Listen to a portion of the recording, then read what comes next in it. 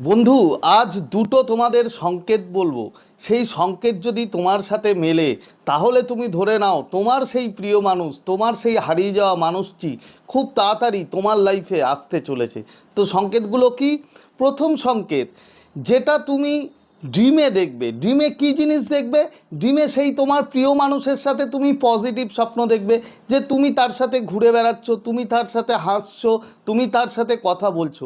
শুধু একদিন দেখলে হবে না বন্ধু, এটা যদি রিপিটেডলি দেখো, মিনিমাম 3 দিন যদি দেখো, কন্টিনিউ না দেখলেও হবে, হয়তো 15 দিনের মধ্যে 3বার তুমি স্বপ্ন দেখে নিলে যে সেই প্রিয় মানুষটা তোমার সাথে প্রচুর হাসছে, প্রচুর কথা বলছে, পজিটিভ স্বপ্ন, তাহলে ধরে নাও তোমার সেই মানুষটি খুব তাড়াতাড়ি তোমার লাইফে আবার ক্যামব্যাক করছে।